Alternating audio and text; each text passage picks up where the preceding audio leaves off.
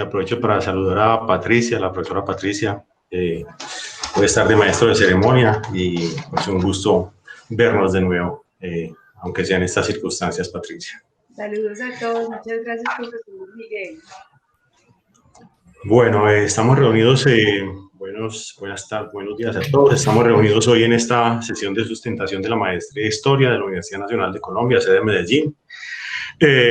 Defiende su tesis Diego Alejandro Ossa Marín y la directora de la tesis es la profesora Susana Inés González, que es profesora del Departamento de Estudios Filosóficos y Culturales de la Facultad de Ciencias Humanas de la Universidad Nacional sede de Medellín. Ella es historiadora y doctora en letras por la Universidad de Sao Paulo nos acompañan los siguientes jurados. Paso a presentarlos. La doctora Alba Patricia Cardona Zuluaga, es historiadora de la Universidad Nacional de Colombia, sede de Medellín, y actualmente es profesora en el Departamento de Historia de la Universidad de AFIT, doctora en Historia de la Universidad de los Andes, y ha publicado numerosos artículos sobre narrativas históricas en las revistas Coherencia, en la revista Universidad de AFIT, Círculo de Humanidades, en la revista de la Universidad de Medellín, en la revista de Sociología, en Historia Crítica, en el Anuario de Historia Regional y de las Fronteras. Agradecemos a la doctora Patricia Cardona que nos acompañe, que haya aceptado ser jurado de la tesis de Diego Alejandro, un jurado de lujo. Y el otro jurado es Gabriel Fernando Benavides Botina, que es historiador y magíster, historiador de la Universidad Nacional, de acá de la sede de Medellín, y magíster en estética también en la sede de Medellín. Es investigador y docente ocasional ha sido investigador y docente ocasional del Departamento de Estudios Filosóficos y Culturales en la facultad, y ha publicado artículos y capítulos de libros con las editoriales de la Universidad Nacional de Colombia y de la Universidad Pontificia Bolivariana. Y el orden del día es el siguiente. Lo primero era la presentación de los jurados y de nuevo nuestro agradecimiento a la doctora Cardona y a Gabriel Fernando por aceptar evaluar la tesis. Después viene la sustentación del aspirante, que tiene entre 20 y 40 minutos. Luego viene la intervención de los jurados, inicialmente a la doctora Patricia Cardona, luego el magíster Gabriel Fernando Benavides. Luego viene un periodo de réplica o de respuesta de Diego Alejandro Ossa y una conversación con los jurados. En las defensas de tesis de la Universidad Nacional solo pueden intervenir el aspirante y los jurados, no interviene el director de la tesis como en otras universidades. Luego viene el quinto punto en el que quedan reunidos únicamente el director, los evaluadores con Fabián para ayudarlos en trámites de carácter técnico, y ellos deciden qué conceptos rinden sobre la tesis. Luego nos volvemos a conectar todos, Fabián nos convoca a todos, los jurados envían el acta y yo procedo a leer la lectura del acta. Ese es el procedimiento. Entonces, inicialmente tenemos la presentación de Diego Alejandro Ossa Marín y la tesis se llama Los tiempos del desencanto, una comunidad desencantada en la Medellín de fin de siglo 1896-1906. Como repito, como señalé ahora, la directora fue la doctora Susana Inés González. Diego Alejandro, adelante, por favor. Bueno, buenos días a todos. Voy a proyectar para empezar a presentar.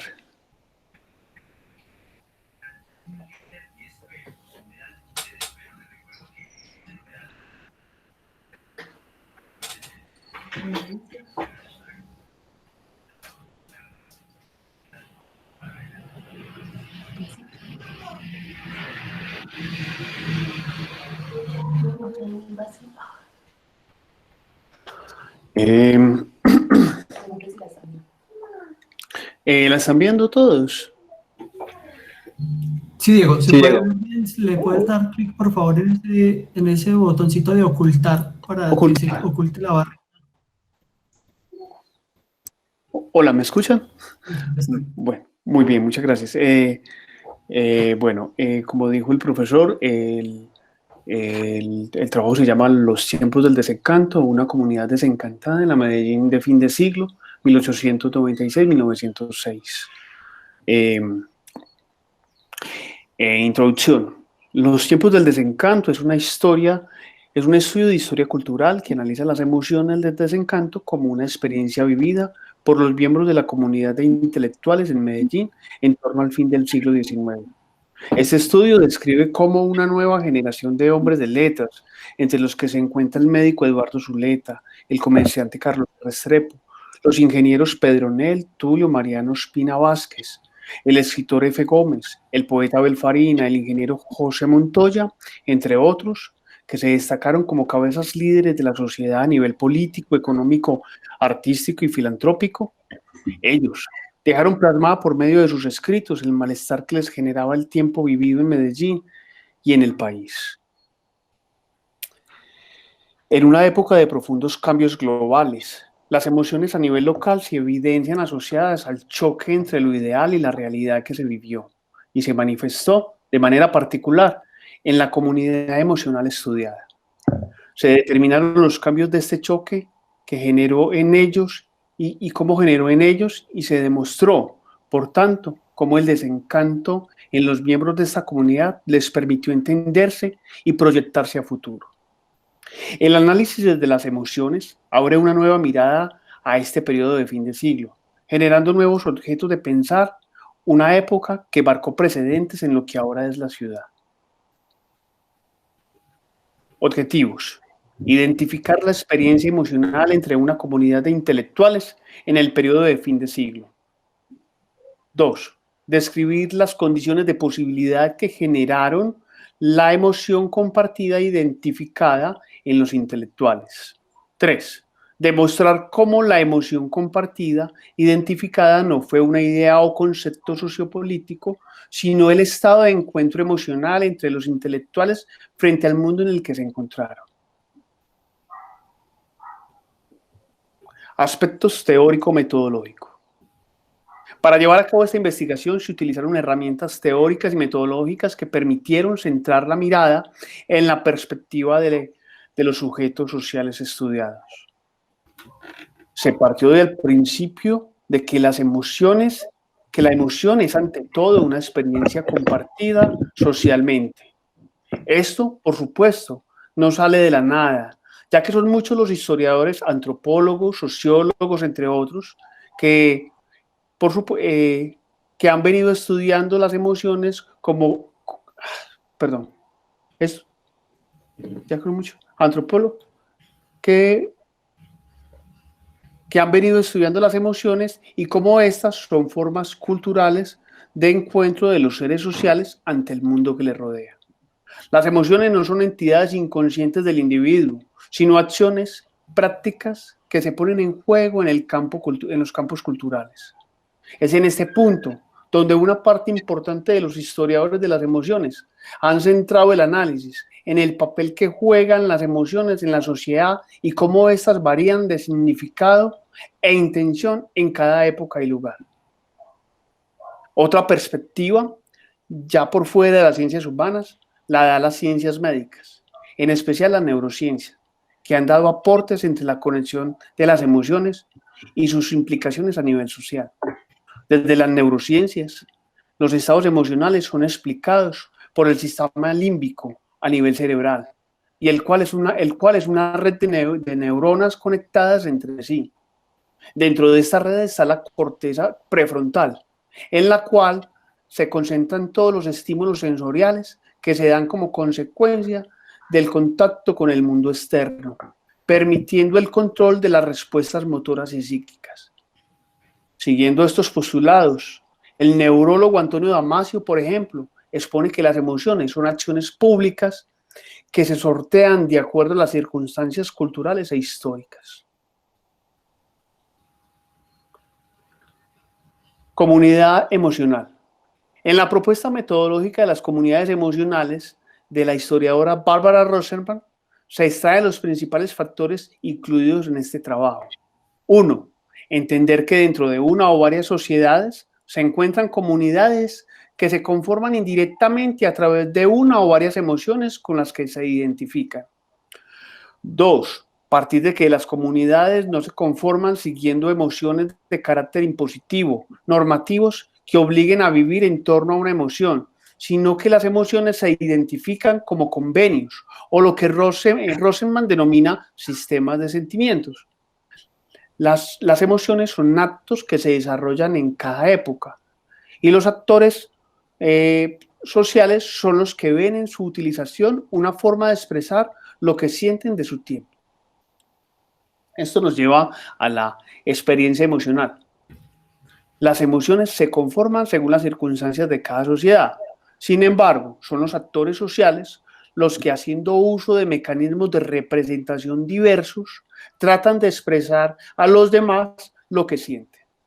De ahí que para algunos historiadores los actos de representación de las emociones en sociedad son actos racionales que permiten a los interesados manifestar lo que sienten de lo que se vive. Por último, temporalidad emocional. Al identificar en las fuentes que todos los enunciados donde se relacionaban las emociones estaban mediados por condiciones temporales, se utilizaron las siguientes categorías conceptuales con el fin de ampliar el campo de análisis. Mundo de la cotidianidad, concepto que da a entender que la cotidianidad en la que se vivía no era solamente el encuentro urbano directo, sino el mundo que iba más allá de lo local y nacional y se vinculaba con lo internacional. Experiencia vivida y experiencia. Experiencia vivida, la experiencia que se anhela vivir según la experiencia Erfahrung, experiencia ideal. Y por último, 3, el mundo de lo que vendrá, que es un concepto de la fenomenología que lo toma el historiador Bermejo, según el cual el mundo que se construye se proyecta para que otras generaciones lo disfruten.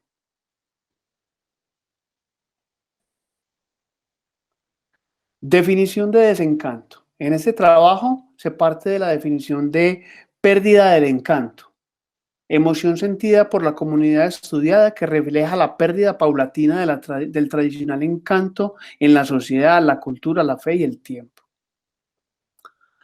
Resultados. Los resultados se dividen en 3 categorías agrupadas por capítulos.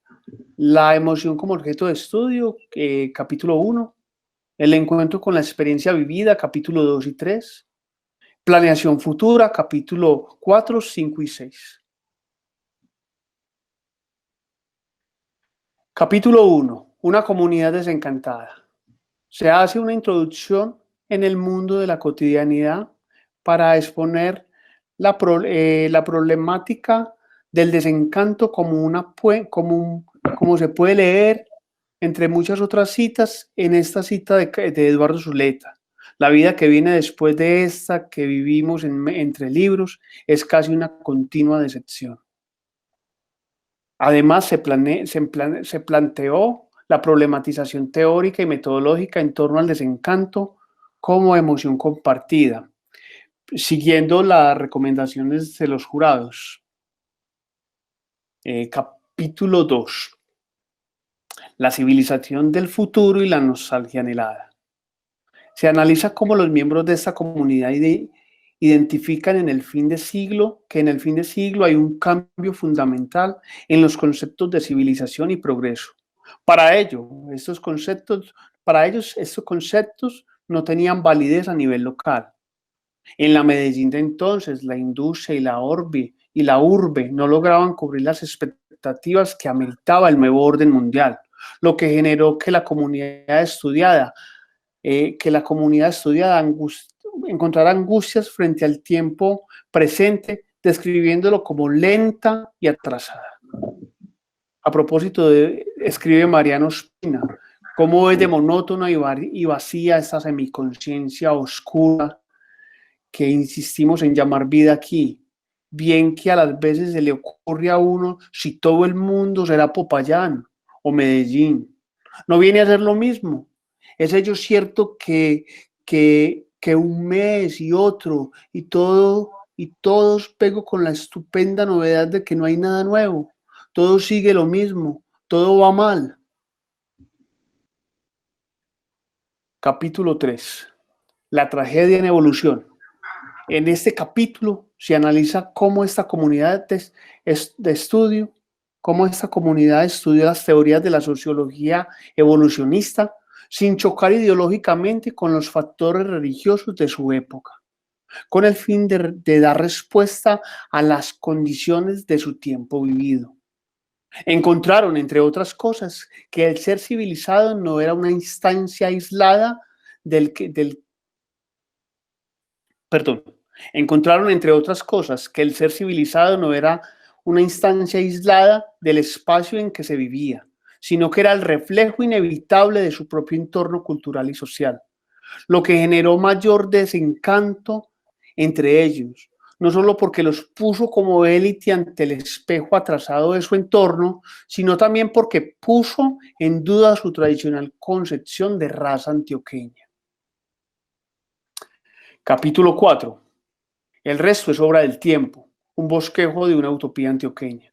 Aquí se expone cómo la comunidad estudiada tiene asumido ese desencantamiento inevitable de su tiempo y empieza a desarrollar propuestas para pensar el futuro. Ellos planearon ser el pueblo elegido para colonizar Colombia, meta interpretada como designio religioso, pero realizando una depuración industrial, urbana, racial y social. Con la misma sensatez con la que aceptaron su experiencia vivida, aceptaron que para acometer esta meta se requería de un tiempo que superaría sus propias vidas, un tiempo más allá de la experiencia vivida y de cada uno de los soñadores. Capítulo 5. Crisis de fe.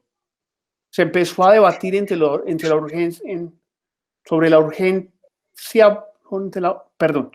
Se empezó a debatir sobre la urgente búsqueda de un espíritu en común, que moviera las almas en una sola senda de orden y progreso, y que estuviera concordante con la actualidad vivida. Pensar la creación de un espíritu dividió opiniones, entre los que consideraban que el arte debía ser el fortín de esa búsqueda espiritual, y los que consideraban que el utilitarismo racionalizado y moral estaría más coherente con la situación actual. Estas dos concepciones de espíritu, si bien fueron tan antagónicas en ciertos momentos, no dejaron de ser dialécticas. En fin, más que una derrota o una victoria, lo que se evidenció fue la emergencia de la experiencia subjetiva, que desde entonces se multiplicó en distintas esferas. A propósito de esto, escribía F. Gómez: los hombres doctos, reflexivos, cultivados, son elementos nulos para verificar revoluciones. Los cambios del curso de las corrientes los llevan siempre a cabo las olas sucias, hediondas, turbulentas de las avenidas. Jamás las ondas limpias, purificadas en el reposo y en el manso correr de las pendientes dulces. Capítulo 6. El psicologismo y los males del ser.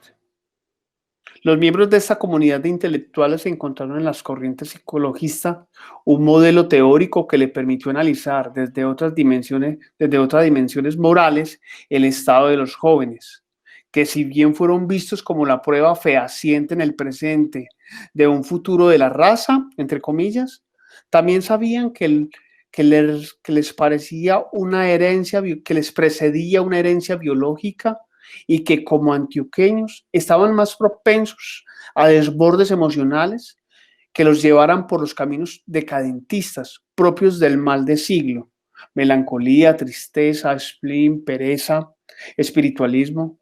Todos estos concepciones inconexas con las proyecciones del ser civilizado. Conclusiones. Las conclusiones se buscan exponer partiendo de dos ejes principales sobre los que se expone este estudio: experiencia emocional y temporalidad emocional.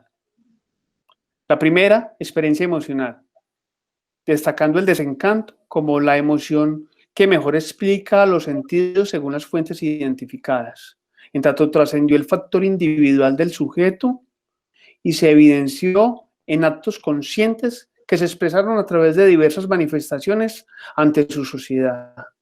De ahí que en los denominados comunales se tejieran redes comunicantes, donde principalmente lo literario, lo histórico y lo moral les permitía saber qué y cómo manifestarse frente a las emociones compartidas. Atraso vivido. No estar en una sociedad ideal, no ser social, racial e históricamente de acuerdo al modelo imperante. Incomprensión. Fue el mecanismo para marcar sus similitudes como comunidad, pero ante todo sus diferencias ante el resto de la sociedad. En este sentido, el otro que desconoce, el otro que no le interesaban los problemas del atraso y semibarbarie, fue el que potenció el desencanto en la comunidad. 2. Temporalidad emocional. Para los comunales, el mundo local en el que se hallaron fue un mundo retrasado, siempre pensado en la escala teleológica propia del positivismo de la época, donde la meta final era la que estaban viviendo las potencias de entonces, lo que les llevó a creer que ellos como antioqueños estaban en esa línea temporal, pero en una posición inicial. Desde esta perspectiva, desde la perspectiva de esta comunidad, la identidad antioqueña, tan políticamente pomposa en la época, era más un asunto de diferenciación con el resto del país, lo que les permitió ampliar el campo de ilusión de las líneas temporales que separaban la barbarie de la civilización. A pesar de así pensar en el presente significó pensar en metas muy en el futuro. Ahí entramos al concepto Folgevell y mostrando cómo ese mundo de lo que vendrá fue pensado como un presente trabajado y depurado para garantizar que generaciones futuras llegarían a las metas calculadas. El otro sería los atajos temporales, que muestra como el camino para llegar al futuro esperado debía ser mediado esencialmente por un proceso de educación práctica y útil, que sentaría las bases para que los hombres en un corto plazo lograran un impacto definitivo. Esto les garantizaría que dicho impacto práctico aceleraría los procesos y permitiría un acortamiento del tiempo a nivel social para cumplir esta meta. Por último, un futuro feliz. La felicidad fue referenciada como una experiencia ajena a ellos. En este periodo fue leído como la recompensa al final de una lucha contra la naturaleza. Por último, la nostalgia. Teóricamente es un recuerdo de algo perdido e inalcanzable, muy común en los nacionalismos decimonónicos europeos. Pero acá en Medellín fue un sentimiento que los comunales interpretaron como una proyección a futuro y pensaron que lo que se hiciera bien en su presente sería evocado nostálgicamente en el futuro. Limitaciones. El análisis y la exposición detallada del objeto de estudio, la emoción, pudo haber dejado de lado interpretaciones más amplias del contexto histórico, lo que podría haber dado una visión integral al trabajo. Si bien se pretendió lograr un equilibrio entre ambos aspectos, es una limitante que tendría en cuenta para mejorar futuros estudios. Fortalezas. El análisis de un periodo de corto tiempo permitió estudiar las emociones desde una perspectiva de contención histórica.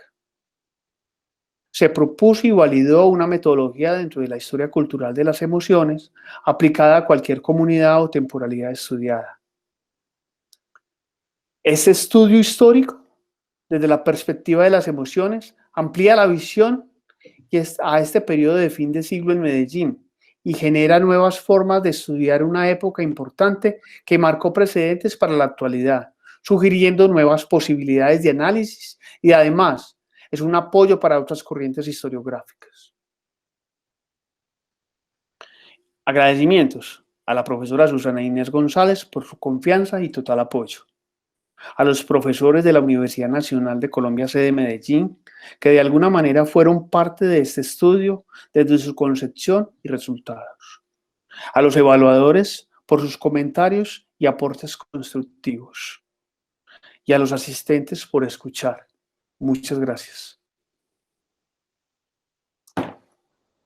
Espero que todavía estén ahí. Sí, aquí estamos. Muchas gracias Diego por la presentación. Procedemos ahora a la intervención de los jurados. En primer lugar, la doctora Alba Patricia Cardona Zuluaga. Cuando la presenté tuve un par de ratas, bueno, una rata, y dije que trabajaba en el Departamento de Historia de AFIDES, en el Departamento de Humanidades.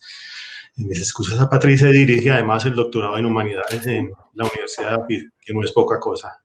Quedamos con la doctora Alba Patricia Cardona.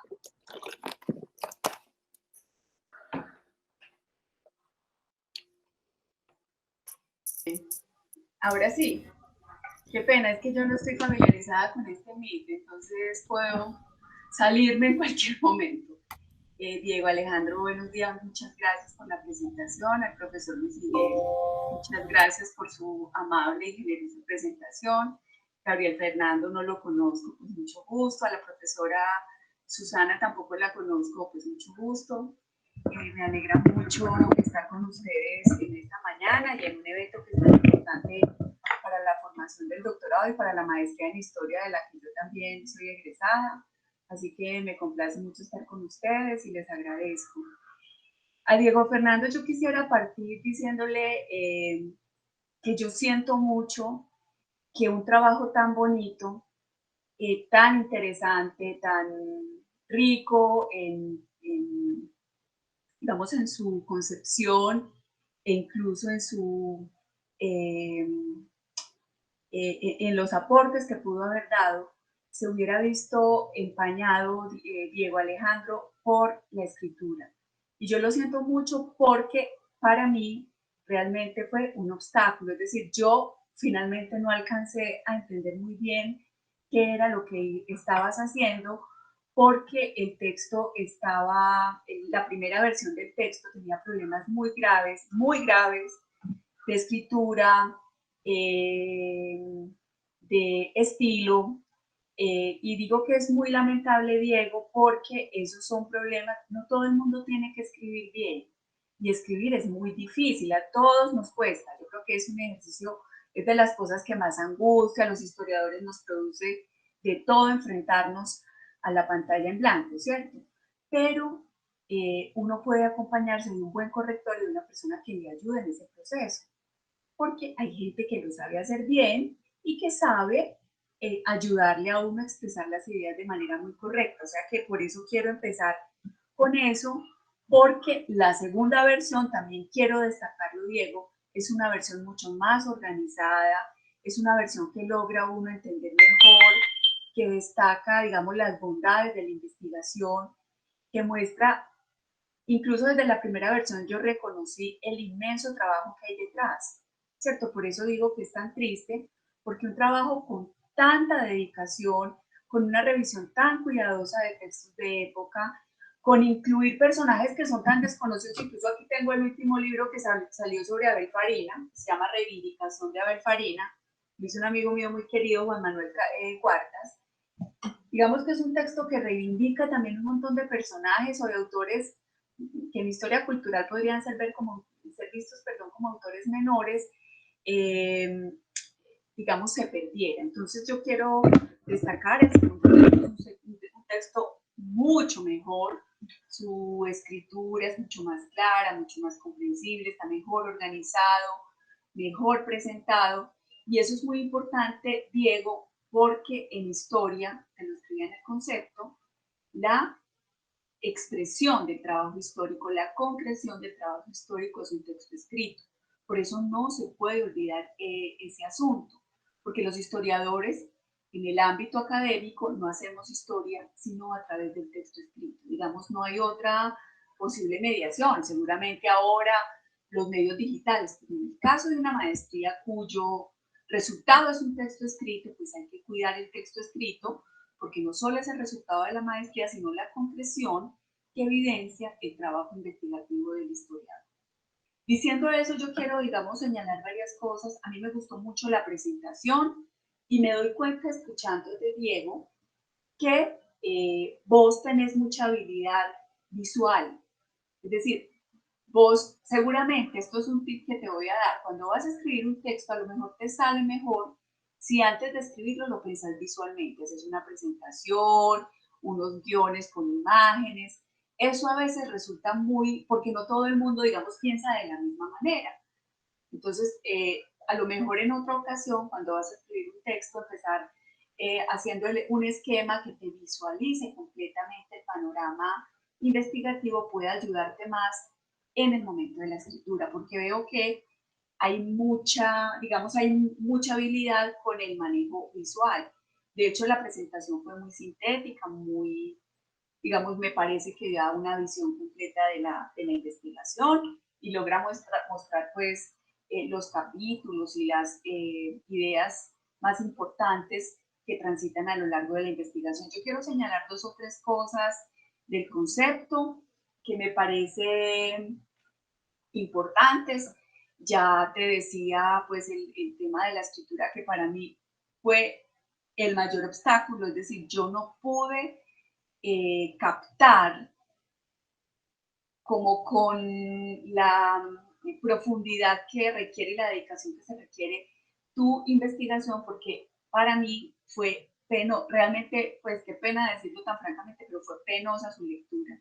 Es decir, yo me demoraba reescribiendo los párrafos, rearmando. Aquí tengo un cuaderno de notas donde trabajé la tesis, porque me parece, digamos, ese fue un obstáculo. Sin embargo, yo quiero, digamos, destacar 2 o 3 cosas que me parecen muy importantes del trabajo.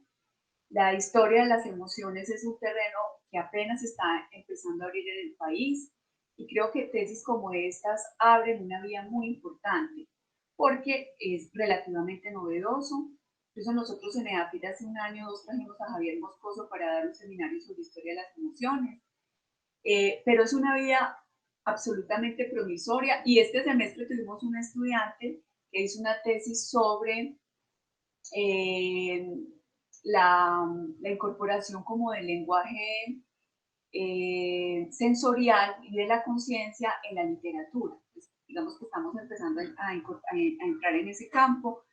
Entonces yo quiero destacar primero la importancia de esta investigación. Es un área novedosa, es un trabajo que muestra una visión de conjunto de una serie de personajes de época que marcaron la medicina, la literatura, la política, y lo interesante es precisamente entender eso de la comunidad de emoción que trasciende precisamente aspectos de un quehacer más social o de labores propias de la época. Entonces creo que esta idea de comunidad emocional ayuda a crear un núcleo que permite visualizar y estudiar un ambiente de época. Eso me parece muy importante, muy interesante. Yo creo que volver la atención sobre hombres como Zuleta, como Abel Farinas, que es desconocido, como el mismo Mariano Ospina, en nuestro contexto es muy importante porque son finalmente personajes que hicieron el tránsito entre la sociedad decimonónica y la sociedad del siglo XX y tuvieron que vivir y sufrir también esos cambios de siglo que fueron tan traumáticos y tan difíciles para esta sociedad, pues que estaba como en la tensión de la regeneración o la barbarie y la civilización o la barbarie. Entonces, creo que en ese sentido esta es una tesis muy importante y quiero reivindicar eso. Ahora, creo, Diego, que un trabajo prosopográfico, no va a decir que la tesis fuera una prosopografía, sino que metodológicamente un trabajo prosopográfico te hubiera podido ayudar a organizar mejor la información. ¿Por qué? Porque tienes mucha información y en la prosopografía o en el trabajo, no digamos prosopografía porque no ese es el objeto de la investigación, sino que metodológicamente te hubiera permitido hacer cruces y lograr como vincular mejor esa comunidad. Eso que vos llamas los comunales, que yo realmente esa palabra como que la veía ahí flotando y a mí me sonaba muy raro. Entonces, eso lo quiero destacar. Segundo, voy a hacer una especulación. Yo creo que vos tenés formación en sociología, ¿cierto? ¿Tu formación de base es sociología? No, yo soy historiador de base. Realmente me sorprendió porque realmente pensé que era sociólogo. ¿Por qué? Porque encuentro, y pues no es una crítica, es todo lo contrario. Yo creo que en esta tesis el trabajo sociológico es muy fuerte y es muy interesante. O sea, el uso que hacen de Mannheim, el uso que hacen de varios teóricos del positivismo, yo creo que es muy importante en el trabajo porque sobre todo para entender ese periodo del siglo XIX, no digo solo en Colombia, creo que en el contexto occidental, el estudio del positivismo es clave.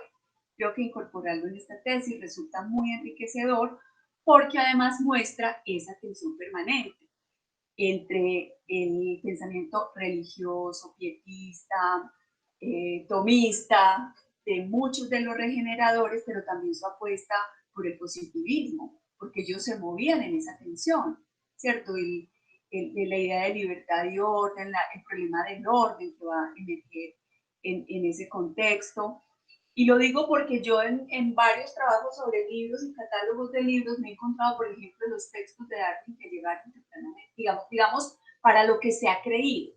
Darwin llegó en la década del 80 al país. Es decir, ya cuando esta tesis empieza hay cierta familiaridad, yo no voy a decir que todos lo leyeran, pero no es una lectura desconocida.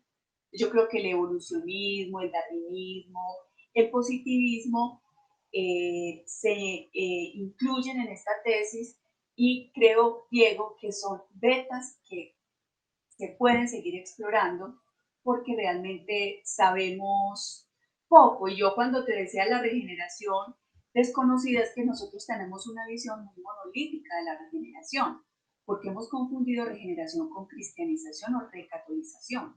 Realmente la regeneración es mucho más que eso. Yo creo que trabajos en los últimos años han venido planteando un poco esa mirada, aunque hay todavía un estigma muy poco justo también con un periodo tan complicado, más que tiene tantas implicaciones y tanta incidencia en lo que es este país. Entonces, quiero resaltar eso. Me parece muy importante que hayas incluido o considerado esos fenómenos que marcaron esa generación y que la marcaron de manera fuerte, porque es, digamos, romper con la tradición, con el creacionismo.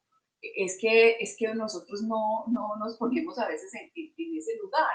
Es que es romper con todo lo creído, con todo lo que le habían dicho a uno, que Dios creó el mundo en 7 días y de repente le dicen, no señores, aquí hay un proceso evolutivo y esto se puede teorizar y se puede ver y hay evidencias. Es que es quitarle a la gente su centro y casi que romperle el mundo que tenían conocido en mil pedazos. Y esas adaptaciones son muy difíciles y por eso yo quiero rescatar o rescatar en tu tesis ese asunto, porque finalmente lo que muestra es que esas ideas entran casi que en choque con una tradición muy acendrada y que siempre se genera eso, el desencanto, la decepción, el miedo, la nostalgia, la melancolía. O sea, yo creo que ahí ese es un asunto, Diego, que no debes abandonar.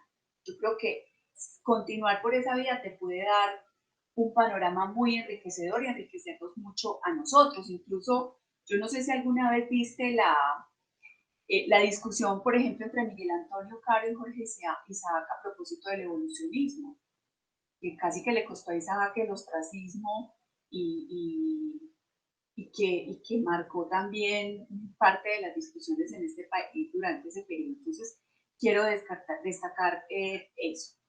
Otro asunto que quiero destacar, Diego, es la misma noción de emoción, porque no es una noción fácil. La noción de emoción, de comunidad de emoción, la inclusión de Damasio me parece muy afortunada porque realmente es uno de los autores más conocidos y que más referencia tenemos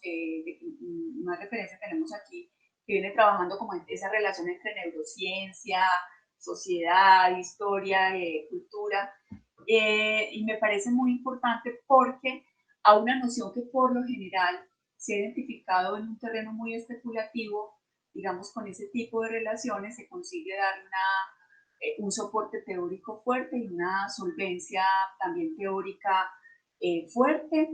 Y creo que esa es una línea promisoria para futuras pues, investigaciones con la salvedad, pues obviamente teórica. Y creo que este trabajo lo logra en la primera parte, logra darle a esa noción de emoción una solvencia pues histórica, teórica, que permite incorporarla de manera cuidadosa en el conocimiento de una periodicidad y en un contexto como Medellín.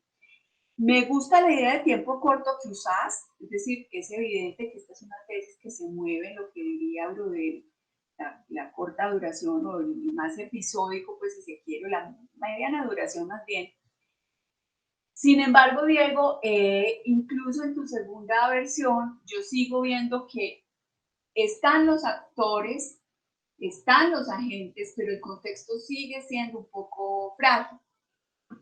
¿Por qué digo el contexto, Diego? No es el contexto en el sentido simple, o sea, no es el contexto como hacen las tesis los que no son historiadores, es que el contexto es el primer capítulo, contexto, y eso no vuelve a aparecer en ninguna parte. Yo creo que si hubieras tejido mejor la situación de época con la posición de los personajes, por eso la prosopografía te hubiera ayudado tanto, porque te hubiera incluso ayudado a mapear ese contexto. O sea, estos son hombres que se mueven en una sociedad, que tienen unos oficios. Muchos de ellos, además de ser escritores, tenían el trabajo comercial, atendían pacientes en hospitales, se enfrentaban al dolor, a la ausencia de prácticas médicas apropiadas. Es decir, hay un montón de variables que vistas, digamos, a partir de un contexto enriquecido, el contexto digo más bien como un armazón, un entretejido mucho más denso, te hubiera permitido seguramente tener puntos con una mayor concreción histórica e historiográfica, porque a veces se pierde. Entonces, era la otra apreciación que quería hacerte. Creo que, bueno, eso tiene solución cuando vas a escribir la tesis o los artículos, pues hay que tratar de organizar mejor. Yo decía ahí que el contexto a mí me parecía que era un poco estático, una escenografía estática, muy apegada a la visión tradicional, es decir, muy estereotipada en cuanto al periodo de la regeneración, que es muy paradójico porque vos estás mostrando el positivismo, estás mostrando el darwinismo, estás mostrando la tensión, pero la visión de regeneración sigue muy en el foco como del conservadurismo. Habría que mover mucho más esa noción porque eso te permitiría incluso ampliar la visión de la tesis. Porque si uno parte de la camisa de fuerza de que la regeneración es un periodo completamente conservador, pues casi que todo lo que viene es choque, y realmente lo que uno se da cuenta es que en la regeneración convivieron de manera muy bien, digamos, convivieron como con cierta solvencia. Por un lado, el discurso regenerador tradicionalista, pero por otro lado, un montón de nuevas corrientes que empezaban a llegar al país, incluso en la literatura, en el arte. Entonces, digamos que romper un poco esa camisa de fuerza del periodo, expandirlo más, seguramente, y entender más en Antioquia la regeneración, porque es que realmente nosotros tampoco tenemos un conocimiento regional de lo que pasó con ese fenómeno. Sí, digamos, hay una visión nacional, pero a nivel regional creo que las investigaciones están un poco quietas en ese asunto y nos quedamos con la versión muy importante de hace unos años, pero hay que entenderla historiográficamente. Es decir, era una sociedad que se estaba preparando para una nueva constitución, que es la que tenemos más o menos la de los 90, en la que había que mostrar que ese periodo había, digamos, quedado un poco, era muy conservador, que había que abrir el país. Eso coincide con toda una mentalidad de época. Y creo que esas lecturas historiográficas también ayudan a entender un poco el tipo de consensos historiográficos que tenemos. Entonces, esas visiones regionales me parecen muy importantes, Diego, y creo que en adelante la posibilidad que tenés de ahondar en ese problema en Antioquia, entendiendo la regeneración en Antioquia, es absolutamente halagüeño y prometedor. Creo que ahí hay una beta que todavía no conocemos. Es que no conocemos a este señor, Abel Fariñas. De él se sabe muy poco, y resulta que es una figura súper importante. Sabemos más de Silva y de poetas de Bogotá, pero de Antioquia realmente el movimiento es poco lo que se sabe.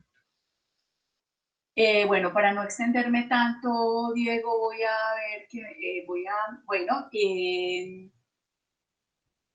te quiero, destacar el trabajo de archivo, me parece juicioso. En tu presentación dijiste, y yo lo anoté, hablaste de la metodología, pero creo que todavía no quedó muy claro para mí cuál fue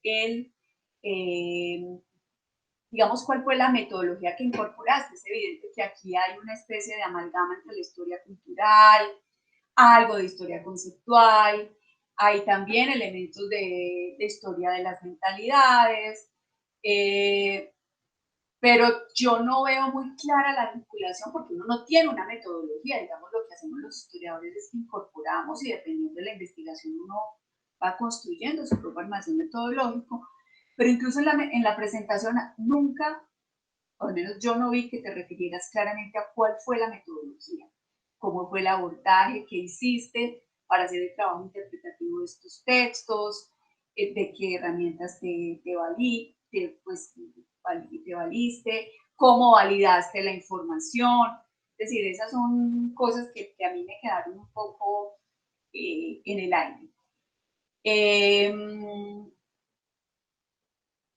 ¿Qué más te iba a decir? Como para no extenderme, no, pues quiero destacar, Diego, el trabajo tan juicioso que hiciste con la reescritura de tu tesis. Ganó enormemente, le dio al trabajo lo que merece un trabajo de estos, una presentación legible, agradable, porque a mí me pasa, y me perdonas en algunos momentos, con la primera versión a mí me daba rabia, yo, pero esto qué, ¿para dónde va? Yo no entiendo, y volvía, me demoré enormemente leyendo esa primera versión, la segunda versión se lee mejor. Yo creo que es darle lo que se merece a un trabajo de tanta dedicación. Es decir, si uno se toma 3 años para ir al archivo, para hacer todo el procesamiento de la información, para leer, para contrastar, pues hay que tomarse también el tiempo que merece para que el texto quede legible. Yo no estoy diciendo que sea perfecto, que tiene que ser un gran escritor. Desafortunadamente, genios de la escritura y hombres con talento para escribir no son muchos, a la mayoría nos cuesta y nos cuesta mucho, pero precisamente como nos cuesta, digamos, ese es un aspecto, y por lo menos para los historiadores, que hay que depurar y hay que ejercitar permanentemente.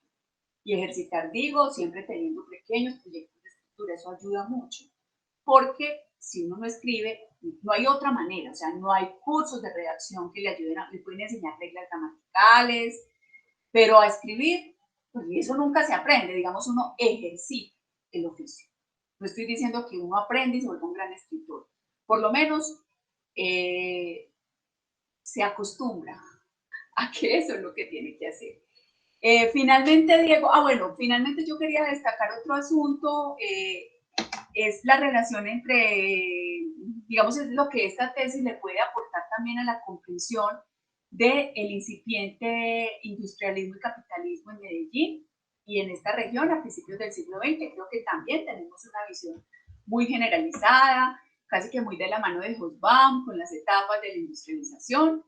Creo que tesis como estas muestran como esos destiempos. Yo creo que esta tesis puede contribuir mucho a entender esos destiempos, esas deslocalizaciones que toda sociedad vive. Es decir, por un lado va la economía, pero por otro lado va la emoción, por otro lado va la cultura. No, las sociedades no son unitarias, no son homogéneas. Yo creo que la comprensión de estos destiempos nos ayudan a entender mucho mejor fenómenos como la industrialización en Antioquia, pues que ustedes saben que está muy tamizada por la idea del hombre pues próspero y ha sido como una especie de correlato de esa cosa de la raza, pero estas dislocaciones lo que muestran es que no, digamos, hay fenómenos que están ahí, que no se han estudiado debidamente, que creo que tesis como esta pueden ayudarnos a entender mucho mejor. Bueno, no me voy a extender más, Diego, te repito, muchas gracias por la segunda versión, muchas gracias por el trabajo, yo creo que es un trabajo muy, muy importante. Yo me quiero disculpar porque en algunos momentos yo leí ya esa tesis llena de furia porque yo no entendía eso para dónde iba, pero lo que puse en el concepto es mi deber como jurado, o sea, yo no puedo permitir que Diego, que un trabajo tan bueno se quede así, porque la idea es que ese trabajo se publique, que salgan artículos, que vaya a un repositorio y que te luzcas, o sea, que un estudiante, que un egresado de una maestría se luzca con una buena investigación. Esas serían mis consideraciones. Muchas gracias a Luis Miguel y a la universidad. Muchas gracias a la profesora Susana y a Gabriel y a los que están aquí. Y bueno, felicitaciones, Diego, por la segunda versión. No, y por el trabajo. Lo que pasa es que uno el trabajo solo lo conoce en el texto escrito, pero felicitaciones. Es un trabajo muy bonito que merece que continúe. Gracias, profesora. Muchas gracias a la profesora Patricia Cardona, un comentario que realmente muestra cuál es el sentido de estas defensas de tesis del que disfrutamos mucho. Muchas gracias, Patricia, de verdad. Y continuamos con la presentación y los comentarios del magíster y historiador Gabriel Fernando Benavides. Adelante, Gabriel. Muchas gracias de nuevo por aceptar evaluar la tesis. Buenos días, les reitero el saludo a todos, Diego, la profesora Patricia, la profesora Susana, Luis Miguel, muchas gracias también por la oportunidad de leer esta tesis que personalmente yo disfruté bastante y el concepto que yo le hice llegar a Diego es mucho más amplio del que yo voy a leer acá. En realidad lo que hice acá fue como una síntesis retomando como el asunto que más me llamaba la atención, que me inquietaba, que yo se lo comentaba a Diego, era la cuestión de cómo definir un concepto tan esquivo, tan difícil como son las emociones, en un terreno que, por ejemplo, no es ni la psicología, no es la estética, en donde digamos que hay un bagaje ya muy claro, muy definido, sino, por ejemplo, en las apuestas de Diego, que eran una especie como de diálogo entre una historia conceptual, una historia cultural.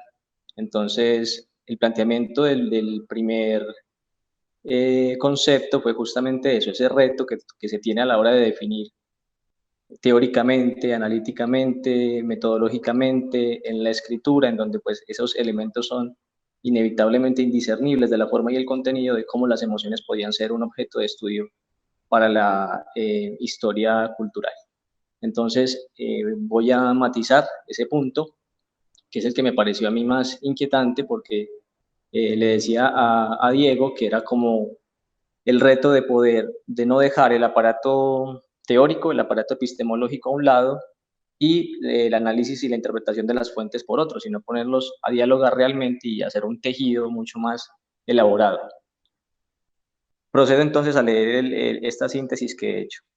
En la tesis Los tiempos del desencanto, una comunidad desencantada en la Medellín de fin de siglo, 1896-1906, comporta un reto historiográfico considerable en la medida en que vincula un objeto de investigación harto problemático, a saber, analizar registros emocionales del denominado desencanto a través de testimonios discursivos que tienen un soporte cultural, socioeconómico, histórico, puntual, y que a su vez están ligados a producciones de sentido y valor en los que caben también posturas intelectuales, proyecciones reflexivas, estancias mentales, identidades, percepciones temporales, morales religiosas, etcétera, diagnósticos del porvenir, evidentemente elementos plurales, difíciles de reunir en un solo concepto.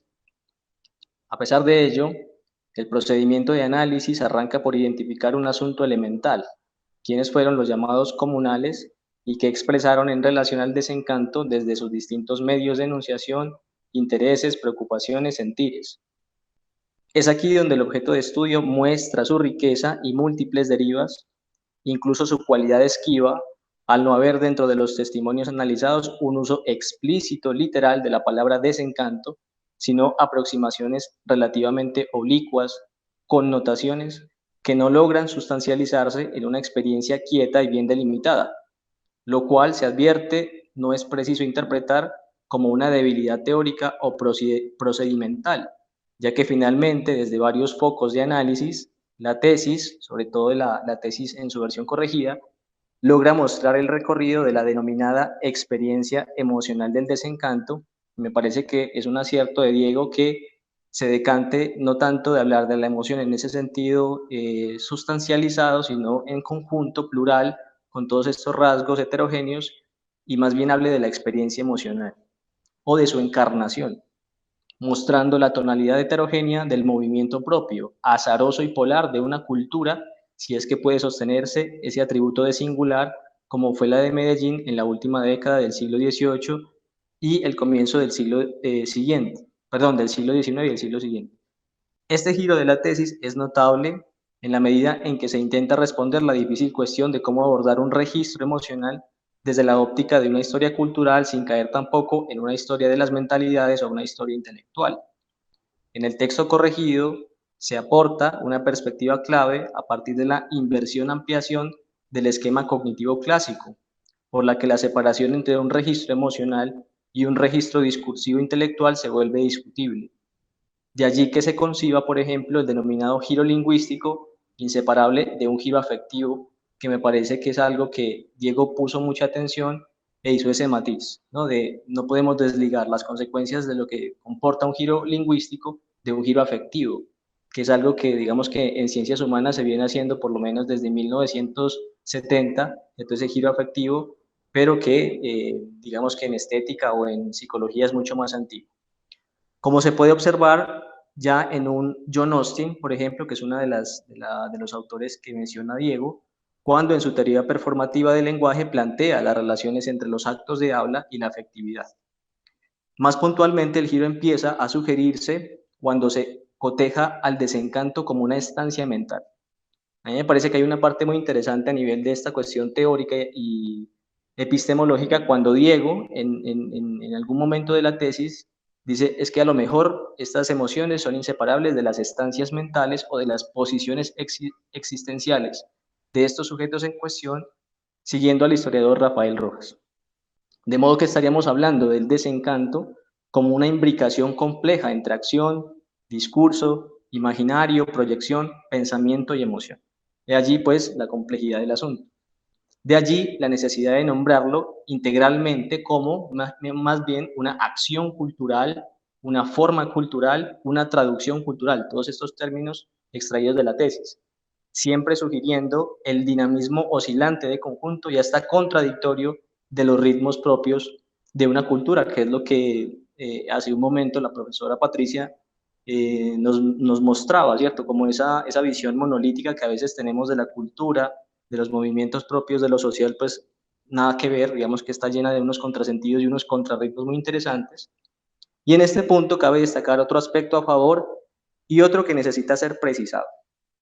En primer lugar, el acierto de no identificar el desencanto necesariamente con la interioridad subjetiva de los llamados comunales, sino más bien esa diferenciación que hace Diego entre la emoción y lo emotivo, más bien lo emotivo como la atmósfera cultural, ¿no? Casi como sugiriendo que esta emoción es una emoción cultural, que se encarna de modos diversos según los modos de enunciación de los distintos testimonios, lo cual pues me parece que genera también un segundo problema y es establecer esas relaciones entre la emoción como colectivo, la emoción cultural y esas encarnaciones puntuales de los sujetos en cuestión.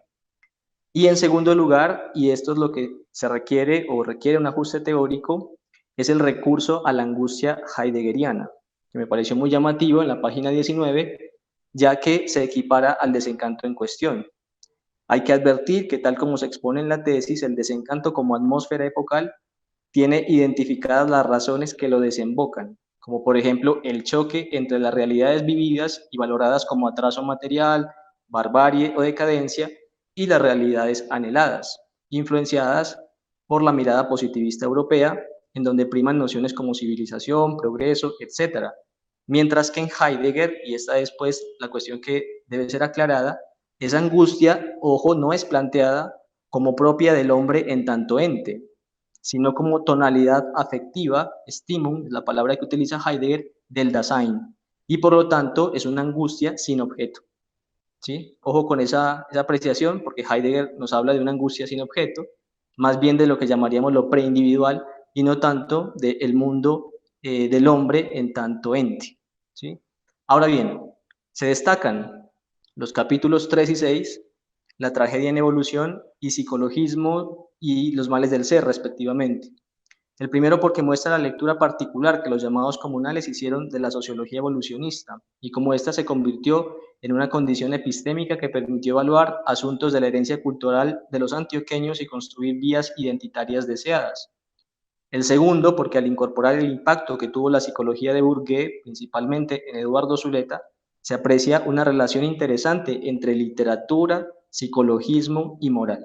Yo destaco mucho este capítulo porque tiene una mezcla muy interesante en ese sentido de leer la leer la cultura desde sus contrarritmos y contradicciones, que abre una vía para pensar un matiz sugerente del desencanto que se concibe como, abro comillas, alegría de vivir, cierro comillas, en la medida en que se toma distancia desde esta perspectiva del denominado decadentismo, ligado, según la interpretación de los comunales, a la vulgaridad, el libertinaje, el alcoholismo, pero que a la vez sostiene relaciones ambiguas con cierta moral católica.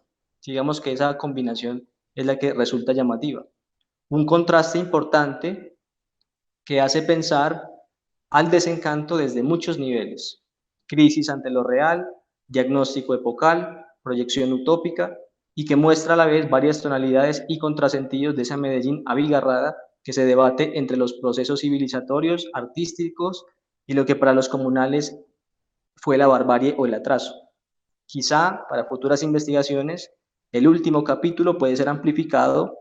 Ahí hay elementos bastante llamativos que se pueden integrar, contrastar o poner en diálogo con la visión de los comunales. Por ejemplo, el llamado decadentismo, como un contrasentido muy fecundo del denominado espíritu artístico, ¿no? Como que ese concepto que utilizas vos, espíritu artístico, no solamente ligarlo de lo que decía la profesora Patricia desde la sola visión un poco estereotipada del movimiento de la regeneración, sino también incluir ese diálogo de esos artistas llamados decadentes, ¿no? La visión decadente, y por eso era que en ese sentido te recomendaba mucho el libro de Agamben, ¿cierto? El libro de Agamben, para mostrar cómo, por ejemplo, en la misma Francia ilustrada hay unos movimientos de contrasentido muy interesantes que provienen justamente de la literatura, ¿sí? De poner distancia frente al movimiento ilustrado y todos sus valores, ¿no? Que es algo que también pues se hace en Alemania con el romanticismo alemán, también muy interesante pues, pero no sé si viene al caso con Medellín. Valdría entonces el esfuerzo en integrar ese aspecto y enriquecer el objeto de análisis, pero considero que en la segunda versión tú logras darle ese ajuste y esa afinidad epistemológica que al principio te faltaba. Ahora bien, con respecto a la escritura, yo creo que las razones quizá de por qué el objeto de estudio parecía que se desplazaba y que en momentos se desvanecía en algunos capítulos, me parece que no es tanto como de una escritura, por decirlo así, entre comillas, torpe, ¿no? Sino más bien como en la dificultad de articular justamente esos aspectos teóricos que no eran para nada sencillos, que me parece que logras hacerlo ya al final de manera muy solvente. Entonces yo creo que en últimas es una felicitación muy grande, porque creo que estos temas realmente en donde se pone lo interdisciplinar como un reto en el que se responde justamente es en la escritura, me parece que es bien llevado en tu tesis. Creo que es ese asunto puntual el que ameritaba decirlo, lo demás ya lo conoces. Muchas gracias a Gabriel Fernando por sus valiosos comentarios. Y a continuación vamos al cuarto punto de la sesión, que es la discusión entre Diego Alejandro, la doctora Patricia y Gabriel Fernando. Entonces, la idea es que Diego responde o comenta a las presentaciones que hicieron los evaluadores y luego ellos pueden contrapreguntar y continuar con la conversación. Adelante, Diego.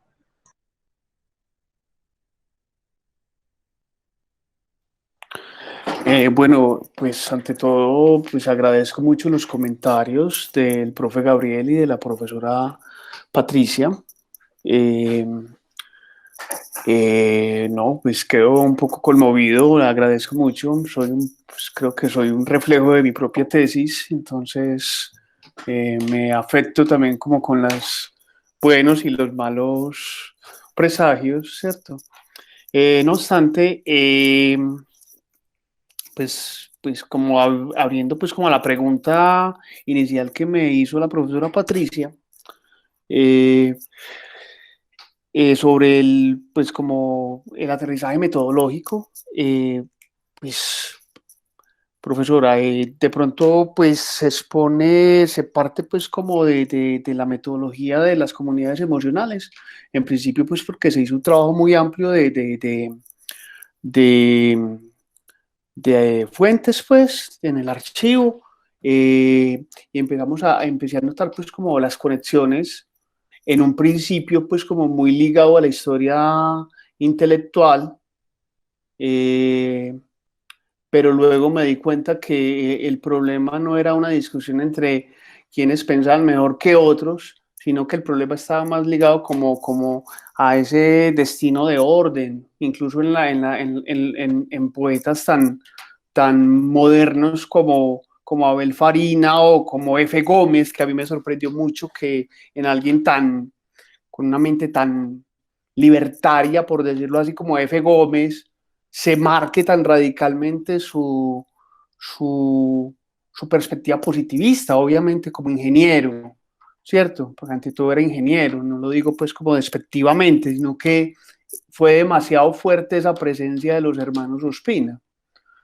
Entonces empiezo a mirar como ese vínculo y dentro de mis lecturas y mi experiencia previa del pregrado, de mi trabajo de pregrado, que fue sobre la felicidad, ya había tenido como ciertos cercanías con la propuesta de la historia de las emociones y me encontré con el libro de Bárbara Rosenberg que me permitió pues como metodológicamente empezar a pensar en esa comunidad, como comunidad ya metodológicamente hablando, y empezar a utilizar pues como todos estos hilos conductores, textos que me iban conectando entre enunciados pues a largo plazo vino a llegar el desencanto, ¿cierto? Cuando yo presenté la propuesta a la maestría, yo me presenté con una propuesta sobre la melancolía, ¿cierto? Que fue muy bien recibida, incluso fue muy bien calificada el proyecto, pero no tenía soporte, ¿cierto? Porque yo en un principio estaba pensando la melancolía como una historia intelectual y no hay otra forma de verlo, ¿cierto? Pero entonces cuando yo empiezo a ver que no tiene soporte, yo empiezo que hay unos vacíos. Entonces en esos vacíos era cómo encontrar esas condiciones de posibilidad en ese vacío que era netamente emocional. Entonces, no sé, de pronto vamos como a propósito pues de sus muy importantes reflexiones sobre el texto, es buscar como la forma de darlo más claramente, de explicarlo mejor, ¿cierto? Pero creo que vamos como en ese proceso, profesora, no sé si tienes alguna otra pregunta. No, Diego, está bien, es un camino. Claro, con relación al profe Gabriel, el asunto con Heidegger es un asunto muy complicado, profe, porque usted sabe que en historias le tiene mucho miedo a estos asuntos interdisciplinarios y más cuando hablan de Heidegger, eso es hablar del coco, ¿cierto? Entonces, lo que tú dices, sí, eso es hablar de la angustia en Heidegger. No fue de pronto la mejor forma de ponerlo de forma análoga para explicar el desencanto. Me parece pero me parece que desvincularlo de eso me permite que en capítulos posteriores se amplíe ese encuentro con él en términos de Heidegger, con el rompimiento de su época frente al mundo óntico, ¿cierto? Que va más como vinculado a eso. No tengo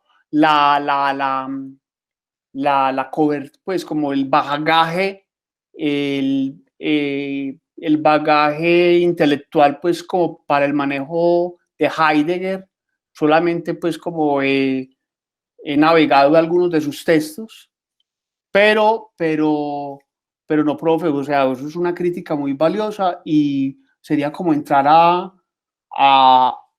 analizarlo, a replantearlo, ¿cierto?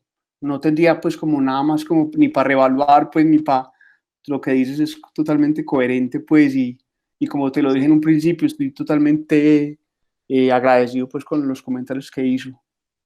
Sí, es que yo creo que no es como una camisa de fuerza de que no podamos echar mano a la filosofía, ¿no? Sino Claro. también de valorar la pertinencia de ciertos conceptos, Uh-huh. que por ejemplo, si tú ya lo ves en términos históricos de la época en que está escribiendo Heidegger, pues Heidegger está escribiendo en una época entre guerras, ¿cierto? Primera Guerra Mundial, Segunda Guerra Mundial. Digamos que la angustia y el desarraigo que él puede observar ahí tiene que ver mucho en relación con lo que ha pasado en Europa a nivel de la guerra, ¿cierto? Lo que trajo a nivel emocional para ese mundo. Digamos que es un contexto muy diferente. Y digamos que también esa angustia es un poco una forma de resistencia frente a ese mundo tecnificado, ese mundo instrumentalizado que para Heidegger, él en esos términos era demasiado pesimista, ¿cierto? Mientras que mira que el desencanto de los comunales, como tú los llamas, es más bien una confianza en ese mundo técnico, en ese mundo del progreso, ¿cierto? Entonces hay una diferencia notable tanto en el campo conceptual como en el contextual. Entonces yo diría que esa referencia a Heidegger es un poco que tú la puedes prescindir, ¿cierto? Aunque, por ejemplo, la referencia al mundo cotidiano, yo creo que ahí sí podría ser una buena fuente Heidegger, ¿sí? Que también es un concepto que me parece que tú lo tanteas, pero que no logras profundizar, ¿cierto? De lo que también te decía un poco la profesora Patricia cuando, por ejemplo, no recuerdo, el médico es Eduardo Zuleta. Eduardo Zuleta. Entonces, claro, por ejemplo, muy interesante lo que dice la profesora Patricia de cómo analizar también ese registro de lo cotidiano para enriquecer también la mirada, ¿no? Coger comunal por comunal y hacerle como ese ejercicio mucho más de su mundo cotidiano, para que tampoco ese mundo cultural aparezca tan estereotipado, sino que también tenga esa referencia del matiz.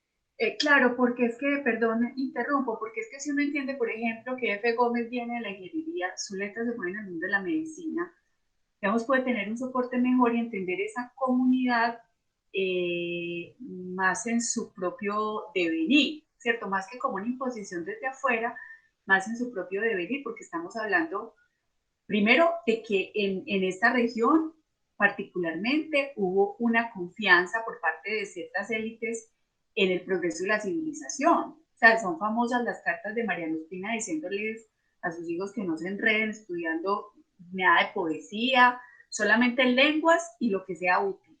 Entonces se encuentra uno en esa encrucijada y enfrentados también y vos planteas muy bien esas dos posiciones, los utilitaristas y los que tienen una visión más poética del mundo, si se quiere decir. Y con respecto a la discusión de Heidegger, perdón, bueno, yo te recomendaría, aquí hay una persona que conoce mucho la obra de Heidegger que se llama Germán Darío Vélez. Él es profesor en EAFIT.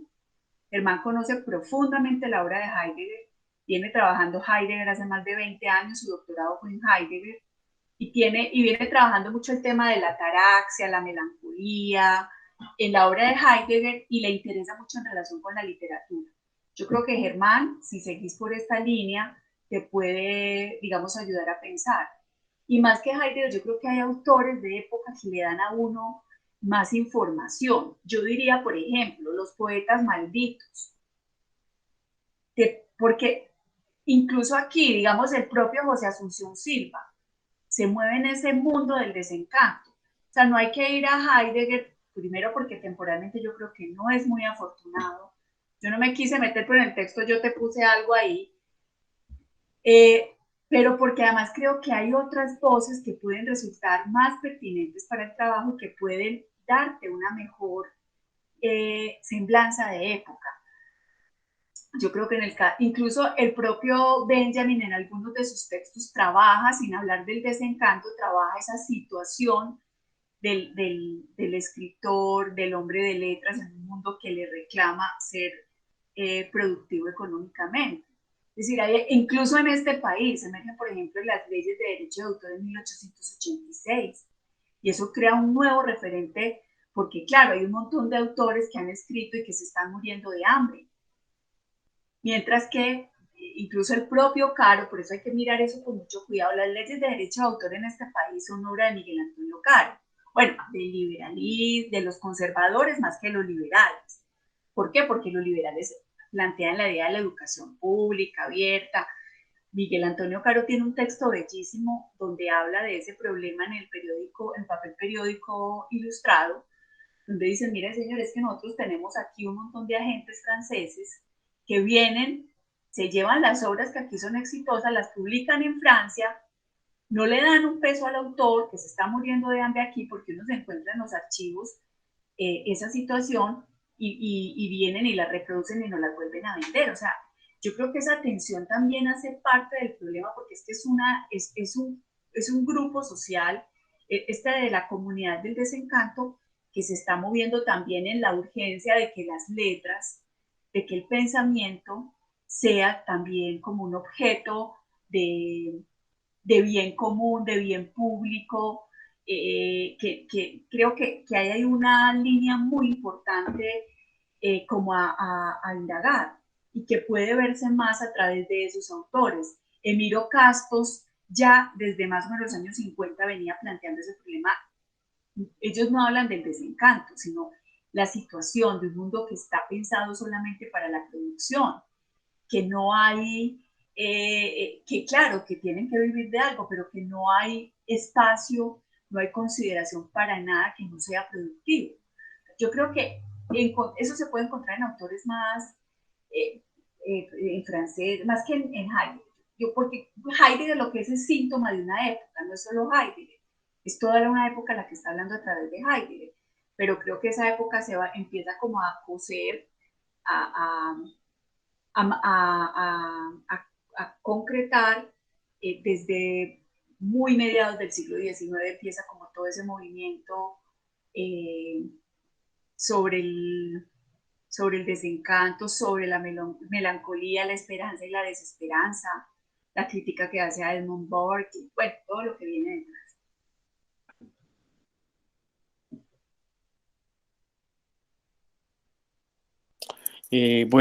No sé, el asunto con Heidegger, a ver, el asunto con Heidegger era más un poco nostálgico porque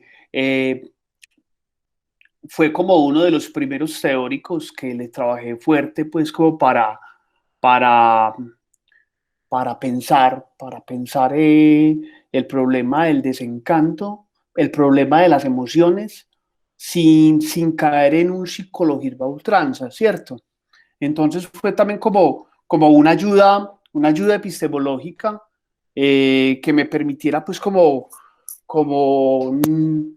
ir más allá y no caer en los huecos ni de la psicología, porque pues, eso también era un poco, también era como, y lo digo pues también, profe Patricia, es evite mucho ahondar en autores para no caer en terminar siendo una psicología del autor o una psicohistoria, ¿cierto? Que es un pecado, pues. Entonces, habían ciertos dentro de esa búsqueda ciertos miedos de no ir a llevar el texto a otro lugar donde no podría llegar a sacarlo, ¿cierto? Que ya me pasó en alguna experiencia anterior con un texto que ya quedó en el pasado, pues, pero que me hubiera gustado que hubiera tenido otro resultado. Entonces, pues como aprender de la experiencia y partir de esa visión, como de ese pensar más allá, para no cometer pues como muchos errores, más de los que se cometieron, pues, pero fue en esa búsqueda.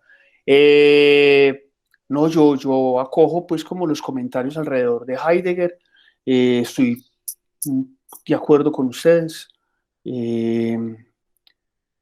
Vamos a trabajar más profundamente, entonces pues no sabría qué más decir, la verdad. Diego, perdóname, hay Sí. un autor que nosotros conocemos poco, pero es muy, Henri Bergson. Bergson, sí, pero es un no. autor que puede, porque la concepción del tiempo como duración, su libro sobre la risa, por ejemplo, es una maravilla. Y creo que puede, porque es que Bergson alimenta toda la discusión de la hermenéutica y la fenomenología.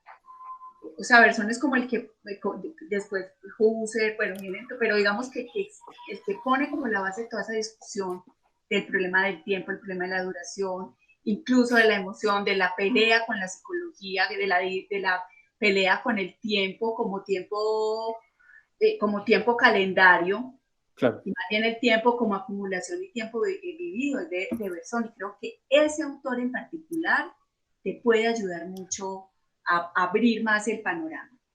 Ok, muchas gracias.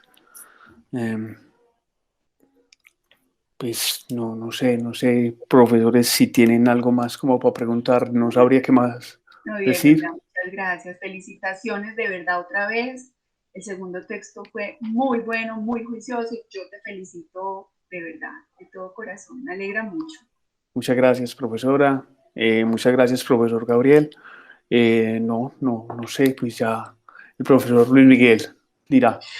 Sí, muchas gracias a la doctora Patricia y a Gabriel Fernando por esta interesante sesión de sustentación y de comentarios con Alejandro. Y lo que vamos a hacer a continuación es que colgamos la llamada a Alejandro, la profesora Susana, Joana, y se quedan los profesores, los jurados, en compañía de Fabián Vélez. Aprovecho esta presentación para agradecer a Fabián Vélez. En estos tiempos de pandemia, Fabián es quien dirige la unidad de informática de la facultad.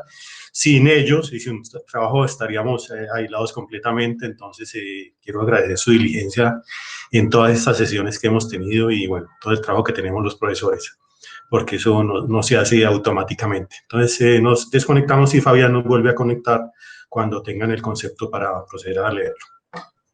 Gracias. Profe, muchísimas gracias por los agradecimientos, es con todo el gusto. Les comento entonces cómo se hace el proceso.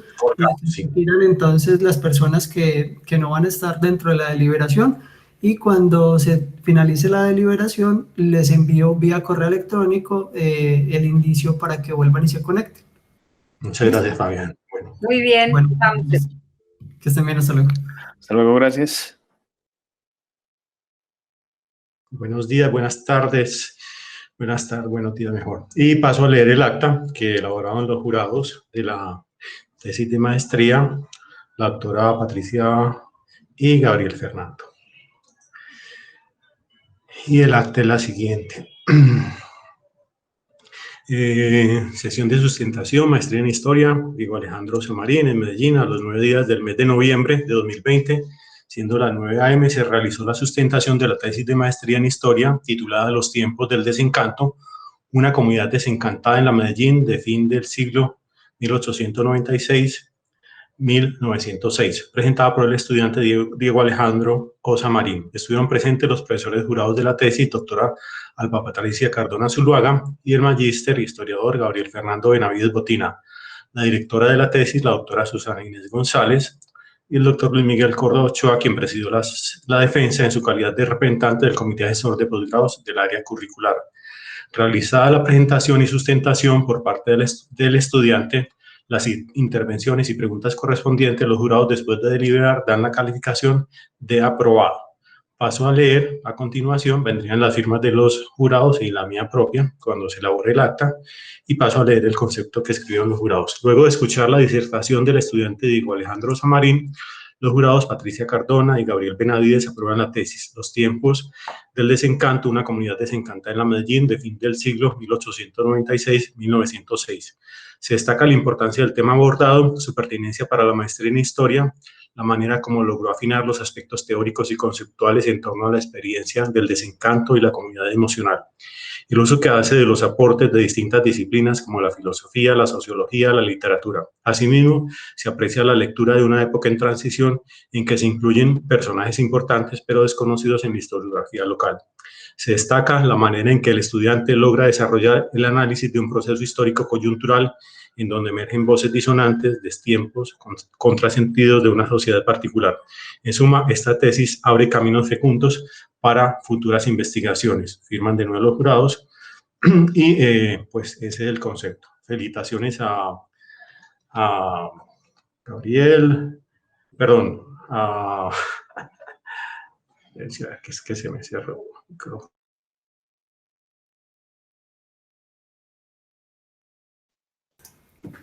Felicitaciones, Diego, hermano. Diego, felicitaciones, un aplauso. Bueno. Muchas gracias a todos. Pero bonito con agua. Muchas gracias. Toca tinto. Muchas gracias a todos. Muchas gracias. No sé qué decir. Muchas gracias. No, Diego, muy bueno. Me alegra mucho.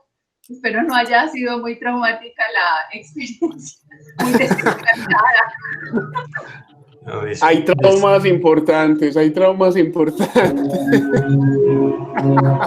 sobrevive a los traumas, tranquilo. Sí, claro. Diego, sí. Diego, es que me desconecté. Muchas felicitaciones a la doctora Patricia, a Gabriel, mis agradecimientos, a Susana también las felicitaciones, porque hay que decir que siempre las tesis los presentan los dos, el estudiante y la directora, en este caso la profesora Susana. Y bueno, es una alegría presidir una sesión de estas tan interesante, con una discusión tan enriquecedora.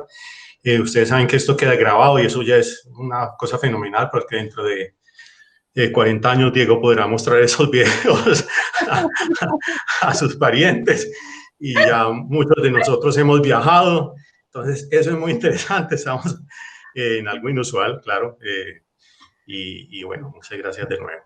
Muchas gracias. Y a Joana Rodríguez en el área curricular por toda la asistencia en estos procesos, en fin, muchas gracias de nuevo. Y pues, muchas gracias, Diego, un momento de celebrar. Claro, claro.